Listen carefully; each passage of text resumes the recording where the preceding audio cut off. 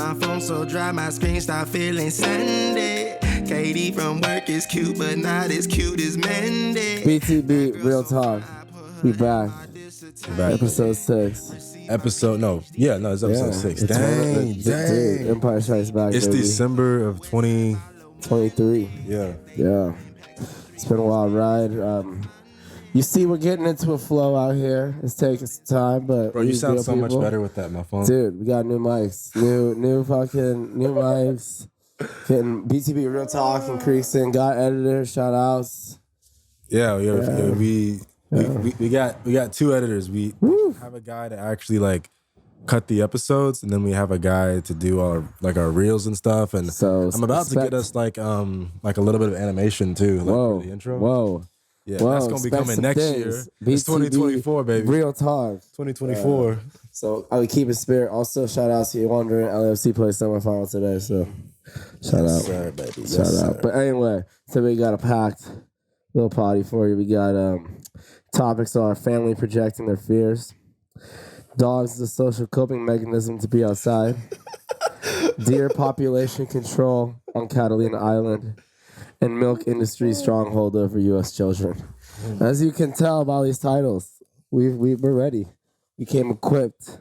We got the ammo. We're ready. So without further ado, your boy Philippe, J Walk. Last thing, disclaimer: we're just normal people. Don't get mad at us. That's all I'm gonna say. Watch previous episodes for disclaimer. Let's dive into it. I think J Walk is coming in, feeling some type of way with the topic. So no, bro, you need to start off with that dogs, because we didn't even talk about that. I just heard that just now. Okay, and that shit is so let's talk funny. Mine first. Okay, so this topic. God. So, I'll be living life. These topics just come across either times or like just life, and I was just sitting there looking outside. And I saw these, where I live, Koreatown, this cool place, just like not really the most eye-pleasant place, to be honest with you. And all these people have these fancy-ass dogs, and like they walk them. And like you can tell they're not enjoying themselves, because a lot of them are on their phones while they're walking these dogs. And like then you think, like the only reason they're outside is because they're walking these dogs.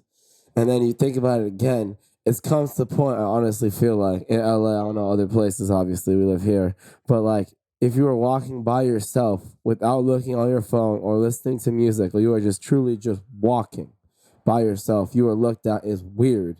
When literally if you have a dog, you are okay. It's like, oh, you have a dog, you're out by yourself on the streets walking around, you're a normal person. Like this is your reason. And you're just like walking around normally, people are like, bro, what's wrong with you? So that's what I'm trying to say. Like dogs now are, and then if you think about it, I don't want to go too deep into it, but like, all right, we can. Fuck it. If you have a dog, now you have a whole bunch of new activities and a new like social connects you can have through having a dog. So it's like you need literally a dog to then get you outside, to then have a reason to be outside, to then meet other people who have reasons to be outside when like, I don't know. I'm not saying this to all dog owners. My family's dog, they definitely don't use this as a social coping mechanism. That dog wants to get walked more. But like, I really do think it like creates this whole like holistic like attitude about how you interact with like society. And it's a weird, like, I feel like post-capitalism, like maturity thing. I don't know if you feel the same way though. It's a pretty deep thought putting it out there, but like, yeah, J-Walk, what are your opinions on that? I just spoke for like 3 minutes. Dogs as a social coping mechanism. Yeah. You know what's funny? I've never like I would consider myself a pretty like abstract, open-minded thinker. Yeah. I've had many thoughts in my life, like from the time I was a small child to now. That thought has never passed my mind, like ever. Dude, I've never had that thought, not once. I'll be man. out here. That shit, bro. It's crazy, right? Think about that. Yeah, like, dude. Dogs as a social coping mechanism. To being scared of being outside by yourself. You have this dog that you literally leash to. Like that shit don't have the freedom to just move. It's attached to you. Yeah. Shout out kids on leashes. That's like that. Now there's kids on leashes, bro. I think animals are pretty amazing life Yeah. companions. Yeah, I'm not saying Cats, about being dogs. companions. Oh, yeah, I mean yeah, the yeah, I know. outside Yeah, yeah, yeah. aspect. It's like Like it's like an excuse to just do shit that you wouldn't be able to do without a dog. And if you did, you'd just be seen as weird. that's what I'm saying. Like, how are you seen as weird walking outside? But if you have a dog, you're a normal person who's cute. I just don't get that, bro. Yeah, like it's I just- like it's- it's a little bit sus. Hey, we're in this post. I don't know. People, if anyone watching internationally, you're probably, what the fuck these guys talking about? Because that is not the experience in other countries. Yeah. It's very U.S. phenomenon. But yes, that was Maybe the first one. Australia? Australia, dude, I don't know. They have dogs in I don't know. Australia. I think there's more outside people though. Yeah. Anyway, continue our story we were talking about. Yeah, I just feel like I'm more seeing people as like living privately. But the absence of public space in LA is shocking. Also, dog parks. They're way more politically powerful than freaking just a park for people. Somehow, dude, That's I true. was at the fucking Yeah. take a flight from Seattle to LA. There's a dog peeing or dog restroom area in the Seattle fucking Yeah. airport. Yeah. What the fuck? We have homeless people who can't go to the bathroom. We got a place for dogs to go, like in an airport. This Yeah, man. this is wildness, in my opinion, dude. People love their dogs more than they love people. That's what I'm saying. Hey, dogs are social coping mechanism, dude. This is what I'm saying. Social coping mechanism. Oh my god! Like, I've had that thought kind of about like cat owners. no, but cat owners, the cat's like, dude, the cats, they don't need you as much as the dog. Like, the Yeah. dog needs you. The cat's Yeah, like, yeah, fuck you, yeah, motherfucker. yeah, I'm doing my yeah. own shit. Like, Like the dog will literally shit and piss yeah, in your whole house yes, if you don't take him for a walk. that's what I'm saying. And Social if the cat coping does it, it's mechanism. intentional. Wait, can I ask you then? We're gonna expound this thought. Now that work from home is such a thing, and people have their dogs, Mhm. like, will people who go into the office ever be able to have pets? You know what I'm saying? Like, Yeah. because now the expectation, I feel like it's another expectation for why they shouldn't have fully in the office. You're like, dude, I have my dog. Like, I have to walk my dog. Like, what the hell? But I know a guy who literally like decided where to live based on the fact so he could walk his dog at his lunch break. Like, you know what I'm saying? Like, Yeah. it's just like, I don't know. I feel like dogs are becoming kids. Like, it's there already, and I feel like it's just like, especially US here, and it's just like, dude, like, oh yeah, my dog. one's a dog and one's a person. Like, that's all. It's got to put in perspective here. Like, it's people, bro. We're on the same species. Like, if you don't love for your own species, you're definitely racist. I think, you know what's funny is like Like, for real. dogs in the workplace, like pets in the workplace in general, always sometimes it gets tied into your politics. The more liberal or like left leaning a place is, the more they're just like down for shit. I feel like a pushback, not left leaning, liberal, middle centric U.S. right now. I don't understand modern politics. It's all right. It's all right. It's all right. No worries. Because it changes so rapidly. It's like what was left is now this, and what was this now this. Like, It's because people's changing opinions. Yeah, it's like I can't keep up with you humans. I'm trying to get to the realm of the gods. All right, we'll move on. Anyway, that was one of my thoughts. Let's go back to yours though. I want to hear yours. So, so this is a general topic. I know Jay Walk got unique experience. I mean, I know that the world can relate. Families projecting their fears on you. I feel like once you start families projecting trauma. Yes. Families limiting children's belief systems, ideologies. I think that like more than anything, what children need is just love and support. That's it. Yeah. And discipline, of course. But like love, support, and discipline. And I think anything outside of that is just you being insecure. But also not discipline for attention. Like you shouldn't be making a big deal out of discipline. It's like you fucked up. Like it's just like, okay, like if you do some fucked up shit, explain why it's wrong, and then, you know, don't do it again, motherfucker. yeah. It's like I don't know. It's like at a certain point, I think, because I don't have kids, so it's hard for me to speak on this. But if I did, I would imagine it's like having a bird in a cage, and then one day you have to like let the bird just go free. You know, like if you have a baby eagle. And the eagle just, you know, gets really, really big. And you're like, all right, sweetheart, we got to let the eagle go free because it's a fucking eagle and they need to fly. Otherwise, they're just going to, you know, kill themselves and be fucking miserable. Bunch of birds all the time. Yeah. And then, you know, that's like the whole cycle of life. But it's like, I think that there comes a point in time and maturity as a parent where you should just acknowledge that, like, I don't know everything.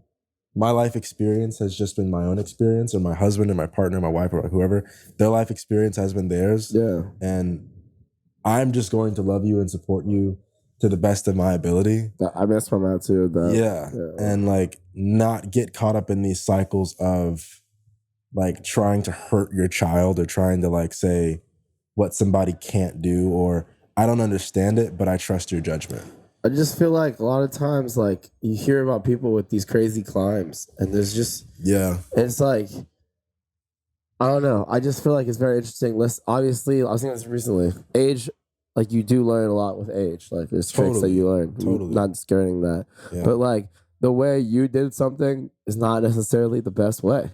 Like, I don't think there is a best way. I think there's just so many different things. And when I'm saying this and thinking about it, is like, because you see these like phenoms in whatever industry, they're like 19, 20, 21, 22, killing it at the top of the game. Yeah. And then you like, and it just, you see their steps and it makes sense. But like, you realize that for them, it didn't make sense. What I'm trying to get at with this is that like, older people, when they tell you how to do things, you got to look at where they have gotten in their life doing that. You get what I'm saying? Like if this dude at a senior home, citizen home, telling you about like how to, like, I don't know, like do your business, you gotta be like, bro, where's your family? Like, I think also, you know what I mean though? Like, you know, it's funny.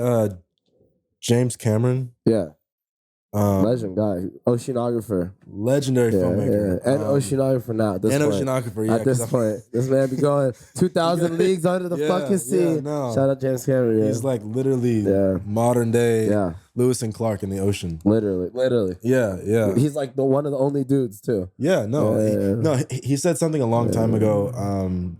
Like about his kids, because he has like a bunch of kids and shit. And he was like, I think it's more important as a parent you lead by example. You know what I mean? Than like just telling your kids like, don't do this, don't do this, don't do this, because it's like your kids are going to watch and repeat what you do. So if you're at a place in your life that your child wants to be at, then they're more likely to like mimic you and actually listen, because it's like you're in a position that they want to get to. So it's like, I think that's the thing though. It's like they're gonna, especially when they're young. You know what I mean? So I think it's more important that you live by the principles that you believe in your religion. Yes. If you have one. Well, yes. If you want to do that. If you want to believe in something though. If you have ethics, you need to live and stick by that code. Yes. That comes to taking care of your health. Yeah. That comes to your relationship to the. I think relationships in general is a big thing too. I mean, that's huge. No, just because like, I mean, in terms of like a lot of people from faith explicitly like do that. And I feel like like people from their own faith, and they don't be like faith, like friends, close friends with people from other faiths. Oh, totally, totally. Yeah, so I feel like don't get blocked into like wherever. I mean, like you could argue that that's a deep part of the matrix as well, and that's like, I mean, that dude, it's been organized. Yeah, like it's been organized for like a long time. Been a matrix generator. I think that God, to be honest, I think that God lives somewhere past it.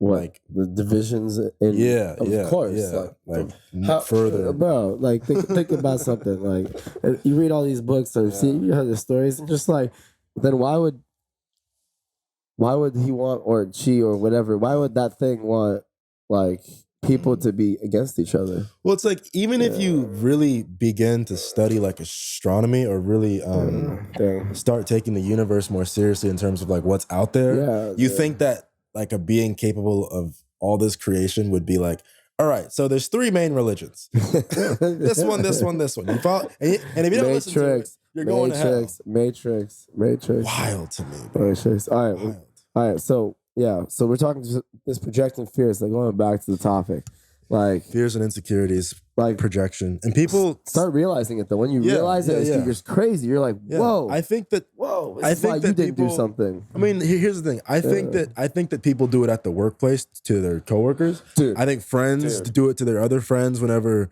someone starts to make more money or they're taking care of themselves. Or someone's doing new things. And it's like, hey, like, don't do that, bro. Your success makes me uncomfortable. Yes. Hey, betazation. Betatization through 1,000 concessions. what I was getting at. Shout out to Rich Cooper. Dude, so watch out for significant others who do this stuff for real. That's like huge red flag. That's like one thing I bet for very, very early on is like, are you loving and supportive? Like, if you're gonna start, if you're wanting me to fail, we shouldn't do anything. Yeah. I think being loving and supportive and like to some extent, depending upon your background, keeping an open mind is so crucial for like humanitarian growth. Yeah.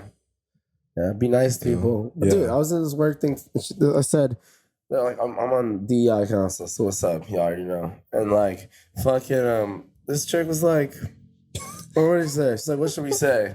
End of the year. And I was like, dude, we should just be like, be nice, bro. It's the holidays. Like, don't be negative. And this chick's like, oh, well, some people just don't need to be nice too. And I'm like, toxic. That's what I said. I didn't say nothing. I was like, high levels of toxicity. There's some toxicity in your life, huh? Yeah. Anyway, dude, fuck it. Well, yeah.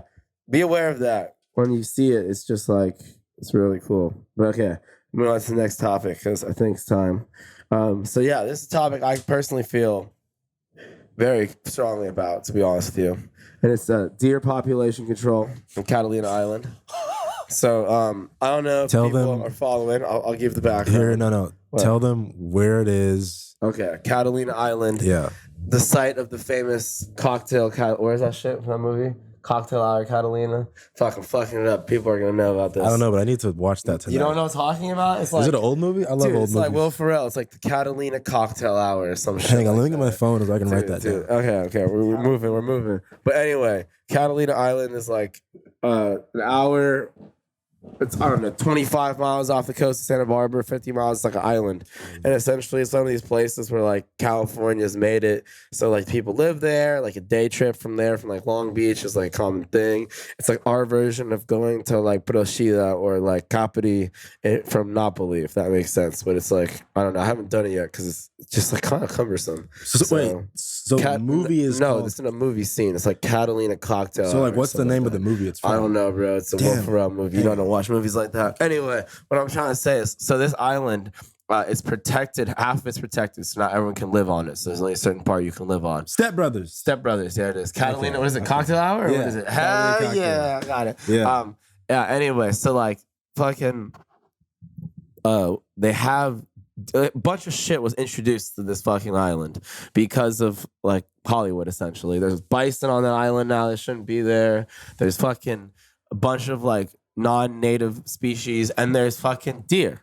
And the deer have gotten to the point, because people feed them, another wild thing, that there's so many deer that they're threatening to make extinct on the island certain plants. And the California like Fish and Wildlife Department literally has recommended to have population control of deer, or just kill them all, so that these native things, which are from the island, can live. And people are salty that they are going to kill the deer. There's like a petition going out to ban it. Like the mayor can't like officially give a stance because it's so like fucking controversial. And I'm like, first off, it's going to make extinct the plants from this island. And second off, why the fuck do you care about some fucking deer? Like, again, speciesism, bro. Like, this ain't Bambi. Bambi's a fucking cartoon. You said speciesism? Yeah, it's like they don't even care about their own species, bro. Think about how many homeless people this deer can feed. Just putting that out there. Bro, you're going to be killing like 400 deer. Hey, man. Dude. Hey, look. Dude. Look here, man. Dude. I'm going to tell you something. Dude. I'm going to tell you something. What? Heated on this topic. Kill those deer. What? They don't care. That's what I'm saying. Like, that's what I'm saying. People just like, I just can't believe you're spending your energy and time thinking about and getting motivated about the murder of deer on a fucking island. Yeah. That should be a nature preserve. Like, you see the deer once a day. Bro, mark that shit. I'm sorry. Like, it's called overcrowding, overpopulation. You know what happens when there's overpopulation? Well, bro, it's just like COVID, not kidding. this is the problem with like animal rights activists and shit. That's what I'm saying. Like, That's what I'm saying. I think if you're gonna be an animal rights activist, you need to be a humanitarian first. Yes. 100%. It's 100%. I think they're concerned that, I mean, obviously it's messing with the balance and the homeostasis of the island already. of the island, and it's just like Dude. it's a clear case in point of humans just messing with what God has already perfected. I mean, I think we already messed with it. And now we're trying to course correct, and people are salty for course correcting. Yeah. And it's just we're like, trying to course correct, but it's like you're making it worse because maybe you're not course correcting correctly. I mean, dude, you gotta kill these deer. I'm sorry. Like, I need to speak to an expert before having an opinion about. I have an opinion. Kill the fucking deer. I mean, I think going back to what you're saying, though, is larger. I think the environmentalist movement has been co-hijacked by like yuppies, essentially. I don't know how to say it any other way. Like, I don't even think I'm using that word right, to be honest with you. But it's when I say that, I'm thinking like these people in these mansions that cost millions of dollars talking about how you should save the earth now. And it's like, just to put it in perspective, I am deeply an eco guy. I don't even have a car. So like, fuck with me. Because most of them have fucking the Teslas now. You get what I mean, though? And it's just like, dude, you can sit back on the spoils of your ancestors destroying the earth and tell me that I should now start taking care of the earth. Or you could do something about it and actually make changes in your life instead of just like being a win-win-win person. And that's how I feel about like a lot of the environmental movement, actually. Like, they all say they're down, but when the push comes to shove, they don't do shit because they're so comfortable with their current lifestyle that they're not actually trying to help the environment. And that goes back with these deer population people in Catalina. Like, dude, what are you pro? You're pro deer that shouldn't be there? Like, what the fuck? Like, evaluate yourself. Like, you're saying, oh, they have feelings, bro. Have you ever spoken to a deer? Like, I have an opinion. Yeah, what's your opinion? You speak to deer? Like, what the fuck? To know God, to love God, is to be an environmentalist. There you go. I mean, I think I agree with that. Yeah. Like, yeah. I think that anyone who claims to love any higher source of power and isn't an environmentalist is kind of satanic. Because if you look at like, the opposite of creation, it's destruction. It's destruction. Yeah. Sometimes God has to destroy to create, but it's like the yin and the yang and shit. Yeah. You know what I mean? But yeah, that's just, I don't know. Human beings fascinate me. Dude, I feel like you're just on one today. You're just like, yeah. You know what it is? I started taking these mushrooms to help with my memory every day. Oh, shit. So like throughout the day, I just have these, especially when I'm not like just being like destroyed at fucking, my 9 to 5 that I'm leaving soon. My thoughts are able to like really become my own, and I'm able to actually kind of wiggle around in the mainframe of my brain. Wow. Because there's not just a bunch of bullshit from overpaid tools who can't use Google Meet. YouTube, jackass. YouTube. You can learn anything on YouTube. God. It's the best encyclopedia out there. Oh, those people. Dude, I recently started a radio station. Learned how to do it from a YouTube video made by a Colombian. So I watched it in Spanish. What's the best way to learn Spanish, Rowan? You just gotta move there. Yeah. Or date one. I think you just gotta go. Like, you gotta go. Yeah. Like, I feel like a lot of people, I don't know about anywhere, people get salty in this comment, but I don't give a fuck. BTB, real talk. So, real talk. People gatekeep Spanish hella here in SoCal. Like, 100%. Like, They're weird about it. you can't speak it. Like, I'm like, bro, I go to that country that he's speaking it to me. So why the fuck you not speaking it to me? You're not even from that country. You know what's funny? Bro. That's like a really funny thing. I dated this girl in in college who was upset that I had been to Mexico more than she was, and she was upset. She was half Mexican, oh my God, half Venezuelan. But at the end of the day, her W-9 said USA, so I said, "You're an American citizen first." She was born here, or what? Born here, raised here, bro. Born and raised here. And I said something about tacos de lengua. She got salty. And she got salty and she's like, that's my culture, And I'm like, dude. okay. I mean, I get that, but I like got off the plane from Spain. I was like, Americans can be very possessive, dude. Of like their, scarcity, bro. Of their scarcity. of their ethno nationality, even though they've never really been there or existed there. I mean, I feel like that's the same thing. I feel like weirdly, this is what the whole discussion we had earlier episodes about, like African American versus African is. Yeah. It's like, as African Americans, we like, dude, we're from here. Like, when I feel like, why it's so weird for us to be like, dude, we fuck with your culture, but like, why are you trying to gatekeep? Like, like, I don't know. I feel like, you get what I'm saying, though. I feel like you could say we're gatekeeping African American culture, but at the same time, like, we were born here. Yeah. So, like, I don't know. Born and raised. And I think that where you're born and raised matters a lot more sometimes than where you're from. Like, don't get me wrong. Where you're from is really, really important. I agree with that. But I think where you're raised shapes your culture. I agree with that. I feel like that my couple years in Spain really changed the way I look at the world. And, like, totally. Like, I don't know. I don't really, like, take this matrix here.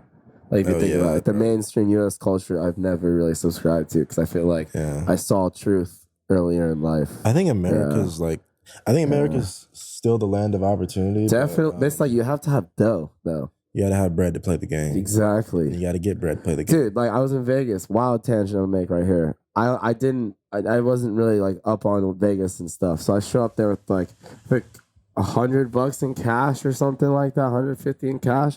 Dude, that's not enough.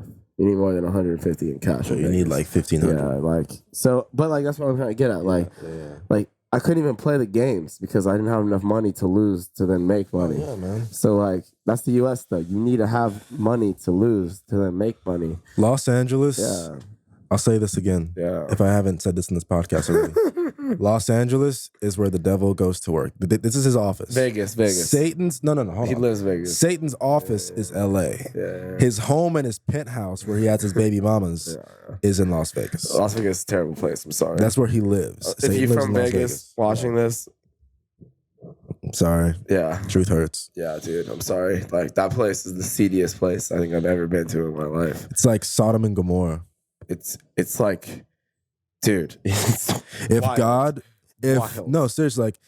were to like wipe out the earth again, he would start with Las Vegas. 100%. I mean, dude, I was flying cross country, right? Yeah. And I was looking down because I was in the window seat, just like looking. And like I make maps, just putting that out there. So like I was looking at like the ground and like seeing, dude, it was crazy, 30,000 feet up. I'm like seeing the Horseshoe Bend, the Grand Canyon. Mm-hmm. But we went through Denver. So from Denver to like LA, I'm seeing this. Dude, you just see Lake Mead just with no water from the airplane. Like, dude, this is so little water. And then you're just like, whoa. And then you keep going. So this is Hoover Dam. This is you're flying over. Yeah. Man. And then you see just the sprawling Vegas in the middle of a desert. And you're just like, bro, who thought this was a good idea? The fuck is this? Like, and the worst thing is, to wrap up this tangent, they're building a train from LA there that will get there, I think, in like 45 minutes. So realistically, in like 10 years, you could take a train, you could wake up in Vegas, take a train to LA and work in LA.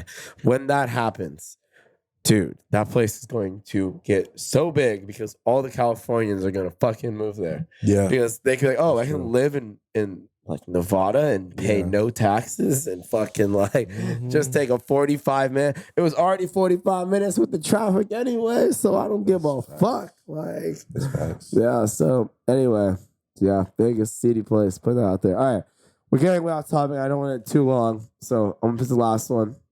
This one's also a very interesting topic. Milk industry's strongholds over U.S. children. I am one of those children, and I'll explain this because it's kind of random. So I was reading the Times, and apparently this chick, or young adult chick, won a lawsuit against her unified school district because she wanted to promote not milk alternatives. And they said that she had to promote milk with her milk alternatives at her school lunches. So she couldn't promote the milk alternatives at her school lunches. It was illegal. And I just sitting there in that. I was like, what the fuck? And so I was thinking about it, and like, I don't know for y'all who didn't grow up in the U.S. school system, but milk is pushed on you as being a positive thing. Got milk since like what, elementary school or something, dude?